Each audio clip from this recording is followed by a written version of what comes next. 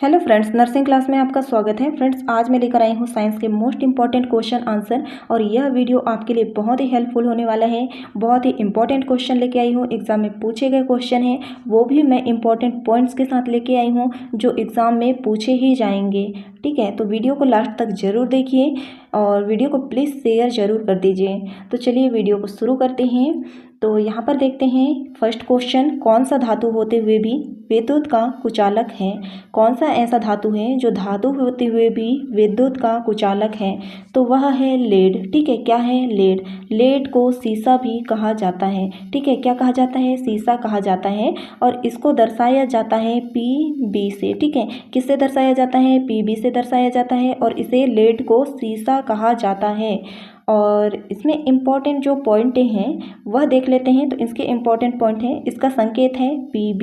ठीक है, इसे सीसा कहा जाता है और लेड का परमाणु संख्या है 82। कितना है? 82 है और यह संक्रमण धातु का तत्व है। ठीक है, संक्रमण धातु का तत्व है लेड। और अगर हम इसे काटते हैं तो काटने पर नीलिमा सफ़ेद हो जाता है और हवा के संपर्क में अगर आता है तो उसका रंग हो जाता है स्लेटी। ठीक है, कैसा हो जाता है? स्लेटी रंग का हो जाता है।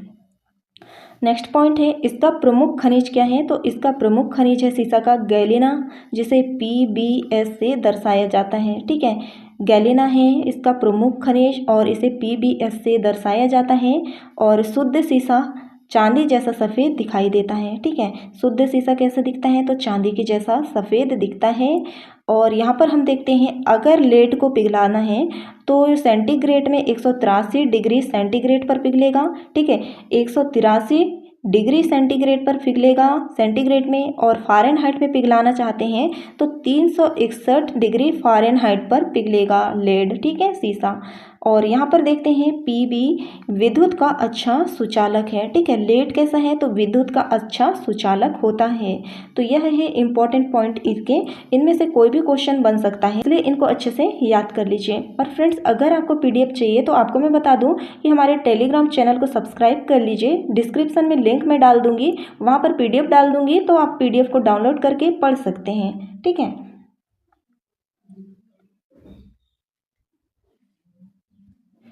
तो देखते हैं आगे। पदार्थ की चतुर्थ अवस्था कौन सी है? पदार्थ की चतुर्थ अवस्था कौन सी है? तो वह है प्लाज्मा। ठीक है, पदार्थ की चौथी अवस्था है प्लाज्मा। तो यहाँ पर इंपॉर्टेंट नोट्स हैं, उन्हें देख लेते हैं। पदार्थ की 5 अवस्थाएं होती हैं। पदार्थ की कितनी अवस्थाएं होती हैं? 5 होती हैं। ठोस, द्रव, गैस, प्लाज्मा और बोस आइंस्टीन कंडेंसेट। ठीक है, यह कितनी हो गई? 5 हो गई। पदार्थ की 5 अवस्थाएं होती हैं। लेकिन आमतौर पर पदार्थ की कितनी अवस्थाएं होती हैं? तो 3 अवस्थाएं होती हैं, ठोस, द्रव और गैस। यह आमतौर पर होती हैं। नेक्स्ट क्वेश्चन देखते हैं, विरंजक चूर्ण है। विरंजक चूर्ण क्या है? तो यह एक यौगिक है। विरंजक चूर्ण क्या है? तो यह एक यौगिक है और इसके इंपॉर्टेंट पॉइंट हैं, तो उन्हें हम देख लेते हैं। यहाँ पर विरंजक चूर्ण का रासायनिक नाम क्या है? तो विरंजक चूर्ण का रासायनिक नाम है कैल्शियम ऑक्सीक्लोराइड। ठीक है, क्या है? कैल्शियम ऑक्सीक्लोराइड है। और यहाँ पर देखते हैं इसका सूत्र। तो इसका सूत्र है विरंजक चूर्ण का CaClO2। ठीक है, बाहर है 2, तो यह हो जाएगा Ca, कोष्टक में है ClO2। ठीक है, यह हो जाएगा विरंजक चूर्ण का रासायनिक सूत्र। और यहाँ पर देखते हैं रंग कैसा होता है विरंजक चूर्ण का? तो पीले रंग का तीक्ष्ण हो जाएगा। तीक्ष्ण गंध वाला ठोस पदार्थ है। क्या है? तीक्ष्ण गंध वाला ठोस पदार्थ है यह। और नेक्स्ट है विरंजक चूर्ण। विरंजक चूर्ण को पानी में मिलाने पर क्लोरीन गैस निकलती है। विरंजक चूर्ण को अगर पानी में मिलाया जाए तो उसमें से कौन सी गैस निकलती है? तो क्लोरीन गैस निकलती है। और इसका इस्तेमाल कहाँ किया जाता है? तो विरंजक चूर्ण का इस्तेमाल किया जाता है वस्त्र उद्योग में, किया जाता है कागज उद्योग में किया जाता है। ठीक है, वस्त्र उद्योग में, कागज उद्योग में और जल को शुद्ध करने के लिए, पेयजल को शुद्ध करने के लिए। और यहाँ पर देखते हैं रोगाणु नाशक के लिए इसका यूज़ किया जाता है और ऑक्सीकारक के रूप में भी इसका यूज़ किया जाता है। और प्रयोगशाला अभिकर्मक के रूप में भी विरंजक चूर्ण का उपयोग किया जाता है। तो बहुत ही इम्पॉर्टेंट हो जाते हैं ये पॉइंट, ठीक है। अच्छे से इन्हें देख लीजिए। अगर बना सकते हैं तो नोट्स बनाते हुए चलिए। अगर नोट्स बनाएंगे खुद से तो आपके लिए बहुत ही अच्छा होगा रिवीजन करने में। तो यहाँ पर हम देखते हैं परमाणु में नाभिक को किसने खोजा था। परमाणु में नाभिक को किसने खोजा था, तो वह है रदरफोर्ड, ठीक है। कौन है? रदरफोर्ड। परमाणु में नाभिक को किसने खोजा था, तो वह है रदरफोर्ड। इंपॉर्टेंट पॉइंट है, किसी तत्व का सबसे छोटा कण होता है। परमाणु किसी तत्व का सबसे छोटा कण होता है। और यहाँ पर है परमाणु पदार्थ की सबसे छोटी इकाई होती है, ठीक है। परमाणु पदार्थ की सबसे छोटी इकाई होती है। नेक्स्ट पॉइंट है, परमाणु न्यूट्रॉन, इलेक्ट्रॉन और प्रोटॉन से मिलकर बना होता है। परमाणु किससे मिलकर बना होता है, तो न्यूट्रॉन, इलेक्ट्रॉन और प्रोटॉन से मिलकर बना होता है। और यहाँ पर हम देखते हैं परमाणु के नाभिक में क्या पाया जाता है, तो परमाणु के नाभिक में पाया जाता है प्रोटॉन और न्यूट्रॉन। इसमें इलेक्ट्रॉन नहीं पाया जाता। इलेक्ट्रॉन कहाँ पाया जाता है, तो इलेक्ट्रॉन नाभिक के चारों ओर चक्कर लगाते हैं, ठीक है। नाभिक के चारों ओर चक्कर लगाते हैं। नेक्स्ट क्वेश्चन देखते हैं, परमाणु के नाभिक का आकार कितना होता है, तो परमाणु के नाभिक का आकार होता है 10⁻15 मीटर होता है, ठीक है। कितना होता है, 10⁻15 मीटर होता है। नेक्स्ट है, नाभिक के धन आवेशित होने की खोज किसने की थी, तो यह है रदरफोर्ड, ठीक है। नाभिक के धन आवेशित होने की खोज किसने की थी, रदरफोर्ड ने की थी। नेक्स्ट क्वेश्चन है, आवेश रहित कण कौन सा है, तो आवेश रहित कण है न्यूट्रॉन। इसमें कोई भी आवेश नहीं पाया जाता, कोई भी प्लस चार्ज नहीं पाया जाता, ना ही माइनस, इसलिए इसे आवेश रहित कहा जाता है। नेक्स्ट क्वेश्चन देखते हैं, इलेक्ट्रॉन में तरंग प्रकृति की खोज किसने की थी, तो वह है डी ब्रोगली, ठीक है। कौन है, डी ब्रोगली। इसका सूत्र क्या है डी ब्रोगली का, तो लैम्डा बराबर H/m/v है। तो लैम्डा क्या है, तो यह है तरंग दैर्ध्य, क्या है, तरंग दैर्ध्य, ठीक है। तरंग दैर्ध्य है। और यहाँ पर देखते हैं H क्या है, ठीक है। H क्या है, तो यह है प्लांक स्थिरांक, यह है प्लांक स्थिरांक हो जाएगा। M क्या है, तो M है द्रव्यमान, ठीक है। क्या है, द्रव्यमान हो जाएगा M। और V क्या है, तो V हो जाएगा कण का वेग हो जाएगा, कण का वेग हो जाएगा। तो ये जो सूत्र है इसे आप अच्छे से याद कर लीजिए, क्योंकि यह एग्जाम में बार बार पूछा गया क्वेश्चन है, ठीक है। आगे देखते हैं, प्रोटॉन की खोज किसने की थी, तो प्रोटॉन की खोज की थी गोल्डस्टीन ने। किसने की थी प्रोटॉन की खोज, गोल्डस्टीन ने की थी। और इसमें प्लस चार्ज होता है प्रोटॉन में। और यहाँ पर हम देखते हैं कि इसका जो आवेश है वो कितना होता है, तो इसका आवेश होता है 1.6 गुना 10⁻⁻19 होता है, ठीक है। कितना होता है, 1.6 गुना 10⁻⁻19 कूलाम होता है प्रोटॉन का आवेश, ठीक है। तो यहाँ पर आप समझ गए। आगे देखते हैं, अल्फ़ा और बीटा किरणों की खोज किसने की थी, अल्फ़ा और बीटा किरणों की खोज की थी रदरफोर्ड ने, ठीक है। किसने की थी, तो वह है रदरफोर्ड। अल्फ़ा और बीटा किरणों की खोज की थी रदरफोर्ड ने। लेकिन यहाँ पर कहा गया है रदरफोर्ड ने अल्फ़ा, बीटा और गामा किरणों की भी खोज की थी। तो यहाँ से स्पष्ट हो जाता है कि अल्फ़ा, बीटा और गामा किरणों की भी खोज किसने की है, तो रदरफोर्ड ने की है, ठीक है। नेक्स्ट क्वेश्चन देखते हैं, इलेक्ट्रॉन का समरूप क्या है, तो इलेक्ट्रॉन का समरूप है बीटा कण, ठीक है। क्या है, बीटा कण है। इलेक्ट्रॉन का समरूप क्या है, तो बीटा कण है। इंपॉर्टेंट पॉइंट है इसमें, इलेक्ट्रॉन की खोज किसने की थी, तो इलेक्ट्रॉन की खोज की थी जे थॉमसन ने। किसने की थी, जे थॉमसन ने। और यहाँ पर देखते हैं, इलेक्ट्रॉन में माइनस आवेश होता है, ठीक है। इलेक्ट्रॉन में माइनस आवेश होता है, ऋणावेश होता है। और यहाँ पर देखते हैं, थॉमसन ने माइनस कणों को क्या कहा है, तो थॉमसन ने माइनस कणों को, ऋणावेशों को क्या कहा है, कार्प शकल कहा है, ठीक है। क्या कहा है, कार्प शकल कहा है, कार्प शकल नाम दिया है। नेक्स्ट देखते हैं, थॉमसन को इलेक्ट्रॉन की खोज के लिए नोबेल पुरस्कार प्राप्त हुआ है। इलेक्ट्रॉन की खोज इन्होंने की है तो इन्हें नोबेल पुरस्कार दिया गया है। कब प्राप्त हुआ है इन्हें, तो 1906 में दिया गया है।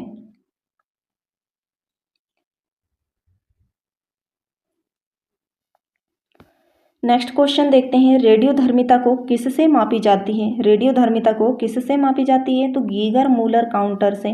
रेडियोधर्मिता को गीगर मूलर काउंटर से मापा जाता है। इंपॉर्टेंट पॉइंट है, रेडियोधर्मिता की खोज किसने की, तो हेनरी बेकवेरेल ने की थी। किसने, हेनरी बेकवेरेल ने की थी। और रेडियोधर्मिता शब्द किसने दिया? तो मैरी क्यूरी ने। किसने? मैरी क्यूरी ने रेडियोधर्मिता शब्द दिया था। और यहाँ पर हम देखते हैं कि मैरी क्यूरी जो है यह ऐसी व्यक्ति हैं, ऐसी महिला हैं जिसे सबसे पहले नोबेल पुरस्कार प्राप्त हुआ था महिलाओं में। ठीक है, और यहाँ पर देखते हैं रेडियोधर्मिता का एसआई मात्रक क्या है? तो रेडियोधर्मिता का एसआई मात्रक है बेकरेल। ठीक है, बेकरेल है। नेक्स्ट क्वेश्चन देखते हैं, हाइड्रोजन बम को किसने विकसित किया? तो हाइड्रोजन बम को विकसित किया है एडवर्ड टेलर ने। किसने? एडवर्ड टेलर ने विकसित किया है हाइड्रोजन बम को। नेक्स्ट है, रक्त का पीएच मान कितना होता है? तो 7.4 होता है। ठीक है, रक्त का पीएच मान कितना होता है? तो 7.4 होता है। तो यहाँ पीएच क्या होता है? तो 7 अगर आता है पीएच मान तो वह कैसा होगा? उदासीन। 7 से अगर अधिक आता है तो क्या होगा? क्षारीय। और 7 से कम आता है तो क्या होगा? अम्लीय होगा। ठीक है, तो यहाँ पर हम देखते हैं जो रक्त का पीएच है वह 7.4, 7 से अधिक है, इसलिए यह कैसा होगा? क्षारीय प्रकृति का होगा।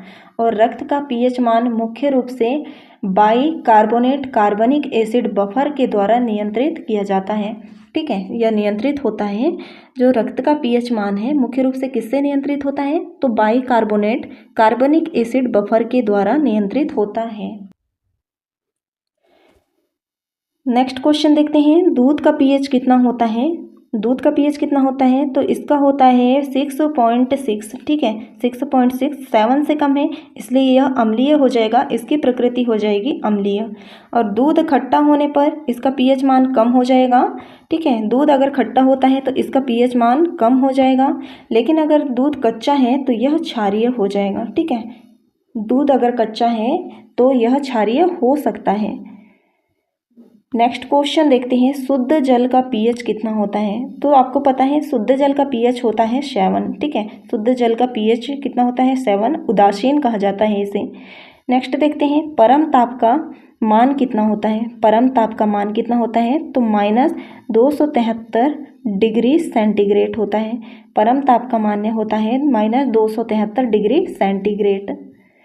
नेक्स्ट क्वेश्चन देखते हैं, तेलों के हाइड्रोजनीकरण में प्रयुक्त उत्प्रेरक क्या है? तेलों के हाइड्रोजनीकरण में प्रयुक्त उत्प्रेरक क्या है? तो वह है निकेल। क्या है? निकेल। और इसमें इंपॉर्टेंट पॉइंट है, निकेल को Na से प्रदर्शित करते हैं। और इसका परमाणु संख्या कितना होगा? तो परमाणु संख्या होगा इसका 28। और यह संक्रमण धातु का तत्व है। ठीक है, कैसा है? संक्रमण धातु का तत्व है। और इसका रंग कैसा होता है? तो यह सफ़ेद चांदी के जैसा होता है। ठीक है, इसका रंग कैसा होता है निकेल का? तो यह सफ़ेद होता है चांदी के जैसा। यहाँ पर देखते हैं, ऑक्सीजन से तेजी से रासायनिक क्रिया अभिक्रिया कर लेता है। ठीक है, निकेल ऑक्सीजन के साथ आसानी से और तेजी से रासायनिक अभिक्रिया कर लेता है। नेक्स्ट क्वेश्चन देखते हैं, गोबर गैस में मुख्यतः क्या होता है? तो गोबर गैस में मीथेन पाया जाता है, CH4। ठीक है, क्या पाया जाता है गोबर गैस में? Methane, CH4। तो यहाँ पर हम देखते हैं इम्पोर्टेंट पॉइंट। तो यहाँ पर है मेथेन रंगहीन और गंधहीन गैस है। ठीक है, मेथेन कैसा है? तो रंगहीन और गंधहीन गैस है। और यह एल्केन श्रेणी का पहला सदस्य है। एल्केन श्रेणी का पहला सदस्य है।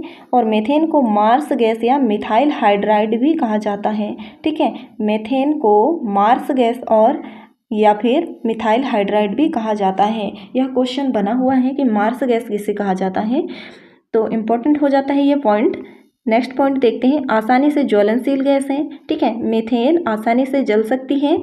और मीथेन का मोलर द्रव्यमान है 16.043 ग्राम मोल इनवर्स होता है। ठीक है, 16.043 ग्राम मोल इनवर्स होता है। नेक्स्ट क्वेश्चन देखते हैं, रॉकेट को चलाने में प्रयुक्त ईंधन क्या कहलाते हैं? रॉकेट को चलाने में प्रयुक्त ईंधन क्या कहलाते हैं? तो उन्हें प्रणोदक कहा जाता है। ठीक है, रॉकेट को चलाने में जो प्रयुक्त ईंधन होता है तो उसे क्या कहा जाता है? तो प्रणोदक। नेक्स्ट क्वेश्चन है, भूरा कोयला के नाम से किसे जाना जाता है? तो भूरा कोयला के नाम से जाना जाता है लिग्नाइट को। ठीक है, किसे जाना जाता है? लिग्नाइट को जाना जाता है। और इसमें इंपॉर्टेंट पॉइंट है, लिग्नाइट का उपयोग बिजली बनाने के लिए किया जाता है। ठीक है, लिग्नाइट का उपयोग किसके लिए किया जाता है? तो बिजली बनाने के लिए किया जाता है। और सबसे निम्न श्रेणी का कोयला कौन सा है? तो वह है लिग्नाइट। ठीक है। सबसे निम्न श्रेणी का कोयला है लिग्नाइट। लिग्नाइट में कार्बन की मात्रा सबसे कम होती है, ठीक है। लिग्नाइट में कार्बन की जो मात्रा है वह सबसे कम होती है। नेक्स्ट क्वेश्चन है शोषण किस प्रकार के दहन क्रिया है। शोषण किस प्रकार की दहन की क्रिया है, तो वह है मंद दहन वाली क्रिया। नेक्स्ट है आधुनिक आवर्त सारणी में वर्गों की कुल संख्या कितनी है, तो वह है 18। इस प्रकार से जो खड़ी रेखाएं हैं, खड़ी लाइनें हैं, वो उन्हें क्या कहा जाता है, तो वर्ग कहा जाता है। इनकी संख्या कितनी है, तो वह है 18। यहाँ पर इंपॉर्टेंट पॉइंट है, आवर्त सारणी में 118 तत्व हैं और आवर्त सारणी में बाईं ओर धातुओं को रखा गया है और दाईं ओर किसे रखा गया है, अधातुओं को रखा गया है।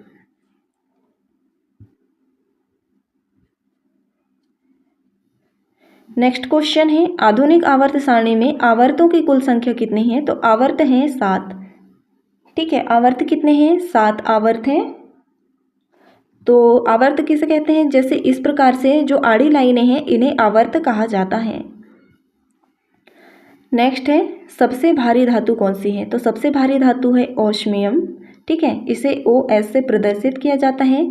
इसका परमाणु भार है 190, ठीक है। कितना है, 190।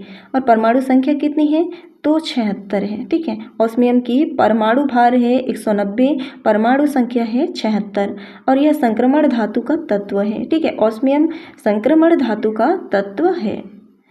नेक्स्ट देखते हैं सबसे हल्की धातु कौन सी है, तो सबसे हल्की धातु है लिथियम, ठीक है। क्या है, लिथियम सबसे हल्की धातु है। यह एक रासायनिक तत्व है, यह एक रासायनिक तत्व है और कम घनत्व वाला ठोस पदार्थ भी है, ठीक है। लिथियम कैसा है, तो रासायनिक तत्व है और कम घनत्व वाला ठोस पदार्थ है। और परमाणु संख्या कितनी है इसकी, तो परमाणु संख्या इसकी 3 है और यह क्षार धातु का तत्व है, ठीक है। यह क्षारीय धातु का तत्व है लिथियम। नेक्स्ट क्वेश्चन देखते हैं सबसे हल्का तत्व कौन सा है, तो सबसे हल्का तत्व है हाइड्रोजन, ठीक है। क्या है, हाइड्रोजन। परमाणु क्रमांक इसका 1 होता है, परमाणु भार इसका 1.008 होता है, ठीक है। परमाणु भार 1.008 होता है और परमाणु क्रमांक इसका 1 होता है। और यहाँ पर पॉइंट है आवर्त सारणी में प्रथम स्थान में स्थित है, ठीक है। आवर्त सारणी में कहाँ पर है, प्रथम स्थान में है। और हाइड्रोजन की खोज की थी हेनरी कैवेंडिश ने। किसने की थी, हेनरी कैवेंडिश ने की थी। और गैसीय पदार्थ है यह, और जिसमें कोई गंध नहीं है, कोई स्वाद नहीं है और कोई रंग नहीं है, ठीक है। इसलिए इसे गंधहीन, स्वादहीन और रंगहीन कहा जाता है। नेक्स्ट क्वेश्चन देखते हैं कौन सा तत्व सबसे अधिक विद्युत ऋणात्मक है, तो यह है फ्लोरीन, ठीक है। कौन सा तत्व सबसे अधिक विद्युत ऋणात्मक है, तो यह है फ्लोरीन। यहाँ पर देखते हैं परमाणु संख्या क्या है, तो 9 है। परमाणु संख्या कितनी है फ्लोरीन की, तो 9 है। और यह समूह 17 का हैलोजन तत्व है, ठीक है। समूह 17 का हैलोजन तत्व है फ्लोरीन और रंग इसका हल्का पीला होता है। फ्लोरीन का रंग कैसा होता है, तो हल्का पीला होता है। नेक्स्ट क्वेश्चन है पृथ्वी में सबसे अधिक मात्रा में पाया जाने वाला धातु तत्व कौन सा है, तो वह है एल्यूमिनियम, ठीक है। क्या है, एल्यूमिनियम है, Al, ठीक है। एल्यूमिनियम है, पृथ्वी में सबसे अधिक मात्रा में पाया जाने वाला धातु तत्व है एल्यूमिनियम। तो इसके बारे में इंपॉर्टेंट पॉइंट जान लेते हैं। तो यहाँ पर है एल्यूमिनियम क्या है, तो एल्यूमिनियम का अयस्क क्या है, तो बॉक्साइट, ठीक है। एल्यूमिनियम का अयस्क क्या है, बॉक्साइट है। नेक्स्ट है परमाणु क्रमांक कितना है एल्यूमिनियम का, तो 13 है और यह संक्रमण धातु का तत्व है, ठीक है। एल्यूमिनियम किसका तत्व है, संक्रमण धातु का तत्व है। ऊष्मा तथा विद्युत का चालक भी होता है। एल्यूमिनियम कैसा होता है, ऊष्मा और विद्युत का चालक भी होता है। और यहाँ पर है इम्पोर्टेंट पॉइंट है यह, दुनिया की सबसे सस्ती एल्यूमिनियम बनाने वाली कंपनी कौन सी है, तो वह है नाल्को, ठीक है। क्या है, नाल्को, और यह उड़ीसा में स्थित है। यह कंपनी कहाँ है, उड़ीसा में है। नेक्स्ट क्वेश्चन है चाकू से काटी जा सकने वाली धातु कौन सी है, तो वह है सोडियम, ठीक है। चाकू से काटी जा सकने वाली धातु कौन सी है, तो वह है सोडियम। और इसका परमाणु क्रमांक कितना है, तो 11 है और परमाणु संख्या कितनी है, तो यह है 23। और यह एक क्षार धातु तत्व है, यह एक क्षारीय धातु तत्व है और कमरे के तापमान पर यह ठोस अवस्था में पाया जाता है, ठीक है। कमरे के तापमान पर ठोस अवस्था में पाया जाता है। तो फ्रेंड्स आज के क्वेश्चन यहीं समाप्त होते हैं। वीडियो कैसा लगा मुझे कमेंट में ज़रूर बताइए। वीडियो अच्छा लगे तो लाइक कीजिए, शेयर कीजिए, चैनल पर अगर नए हैं तो सब्सक्राइब कर लीजिए। अगर किसी टॉपिक पे आपको वीडियो चाहिए तो आप मुझे बता दीजिए कमेंट में, मैं उस टॉपिक पे वीडियो बना दूंगी। तो चलिए मिलते हैं नेक्स्ट वीडियो पे, तब तक के लिए धन्यवाद।